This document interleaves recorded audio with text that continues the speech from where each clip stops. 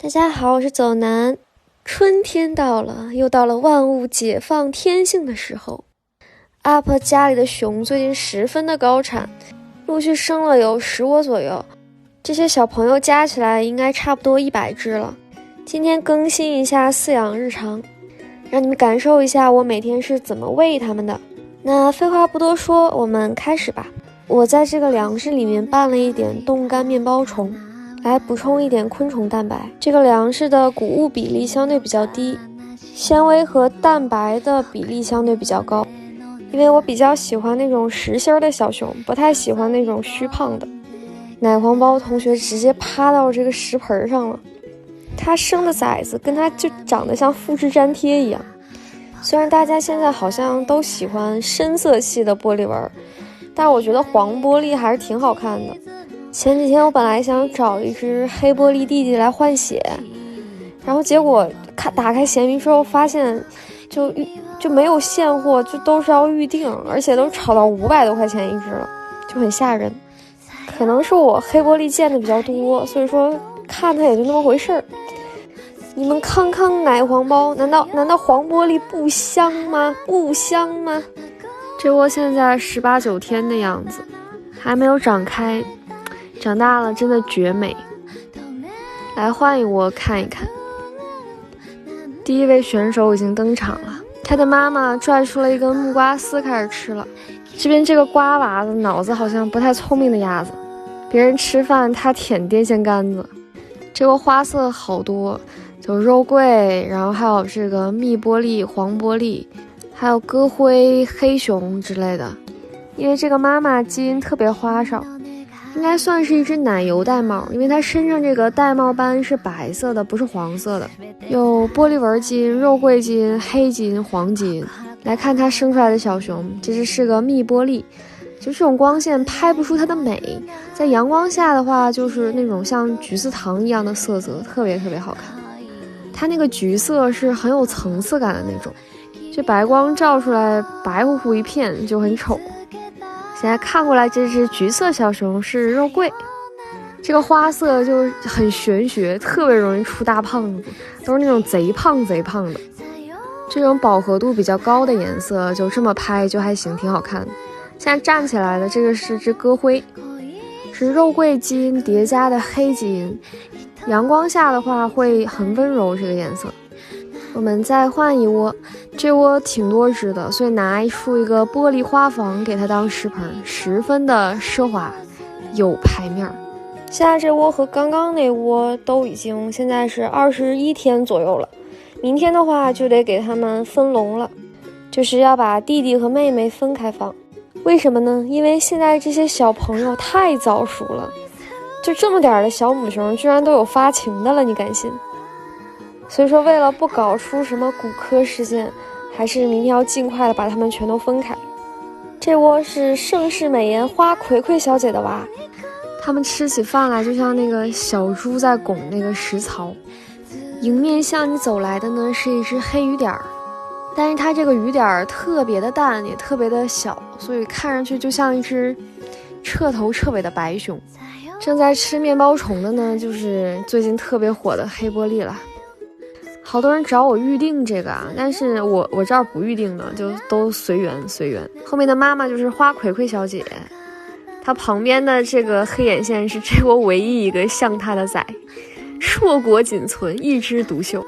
然后给你们看一窝翻车产物，这黑熊弟弟多到简直头皮发麻。除了喂粮之外呢，平时也会喂一些糊糊当做加餐，把糊糊和一些冻干肉末、脱水蔬菜还有什么鳖蛋粉之类的混在一起，混成一大坨黑暗料理。我做这个加餐都得是以盆来计量的，所以说可能做不出来其他 UP 的那种精致可爱的料理。拌完之后这个样子的，那我们一起来喂一喂吧。我把翻车的那窝崽暂时挪到这窝里面了，因为他的妈妈特别的瘦，现在就是感觉像操劳过度一样，我打算好好的静养2天，让他给他补一补。所以可怜的奶黄包同学现在要带2窝崽了，我已经感受到了他内心的崩溃。小耗子对糊糊的热情还是很高的。虽然它长得不咋地，但是好吃就行吧。有没有密孔的朋友啊？我需不需要打一个高能预警？他们就快把这个盆给淹没了。我这儿还是提一下，就是没有经验的话，还是不要擅自就是把一个妈的崽给另一个妈，这属于有风险的操作，不要模仿哦。我现在自己都不知道这密密麻麻一坨到底有多少只。这我吃起来就比较文静，比较像是在掐火锅。果然这个耗子大了就会稳重一点。后面这只说我就要坐在豪车里饿着。我们来看看这边战况如何。他们刚刚已经吃过一轮了，没拍到，所以现在就剩几只在这边掐剩饭。暖色系的小熊真的看着好治愈啊！想当他们新家长的，直接看我个人简介里面，然后加我的联系方式就可以了。看看他们吃完了没有？哇，还在吃，怎么办？我对这个大小的熊简直毫无抵抗力。我感觉这是连猛男都看不了的东西，应该列为禁片。最后感受一下花葵葵这边，不用怀疑，你的手机现在已经被我远程操控了，它已经变成黑白屏的了，唯有一键3连才能恢复成彩屏哦。那么这期漫长的视频就到这里结束啦，感谢你忍受我6分钟的碎碎念，我是走南，我们下期见喽。Hello， 大家好，我是走南，今天来给你们分享一个非常神奇的故事。因为我店铺的仓库设在了吉林，然后有员工在那边上班，和中通的快递有一些业务上的往来，所以说关系会比较熟。大概1个多月以前，中通小哥来我这边取货物的时候，非常意外的带了一只仓鼠，花色看着应该是纯银，据说是他在他们那个中转的仓库里面捡到的。也就是说，就是别人寄快递的时候，那个鼠在他们那个中转站里越狱了，然后他们也没找到失主，所以说他就直接送到我这边的仓库来了。本来是想着说给他调理调理身体，养的壮实一点之后，就找一个好人家给他送养掉。没成想他的肚子是一天比一天大，眼见着这是怀孕了的节奏呀。果然就是若干天之后，他就生了一窝16只，整整16只的小鼠。没有人知道这些小 house 的亲爹是谁，只能理解成那天有2只鼠同时越狱了，然后他们在中通的仓库里面发生了一些荷尔蒙的化学反应，然后就产生了爱情的结晶。再过个几天他们应该就可以寄走了，所以说现在要为他们寻找新家长。我在 B 站这边放出10个名额，也算是给大家的一个小福利。具体的规则我会放在评论区，然后把它置顶。因为仓库的那边的小姐姐也不认识这个鼠的具体花色，所以说默认的话是随机寄出的。许愿的话可以许一下，然后如果能满足的话尽量满足。因为是活体，再加上夏季，就是这个打包的材料和人力成本都挺高的，所以说就是附邮送的定义，并不是说是邮费多少钱，这个鼠就多少钱，还需要加上运输耗材和人工成本，所以说这一点请大家稍微理解一下。看过我往期视频的小伙伴应该知道，就是打包运输这些鼠的话，大概需要3个多小时才能包完。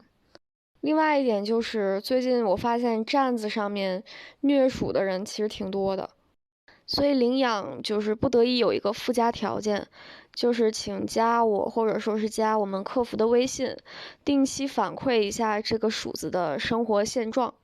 至于饲养设备的话，这边只做一个最低程度上的硬性要求，就是47基础笼以上，然后跑轮20厘米以上。粮食的话，喂专业的仓鼠熊粮，然后不要喂一些杂粮就可以了。新手的话其实也可以，因为我有一个家长群，这个是终身售后的，有什么问题其实都可以在里面问，然后解决起来就很方便。有一点会比较重要，就是如果你不是自己住的话，一定要征得身边人的同意，再考虑要不要领养。不论是说舍友还是说是家人父母，这些都是需要去考虑的。所以说千万不要冲动，千万不要冲动。想说的差不多就这些了，到时候如果有需要补充的，我会及时的在留言区里面更新。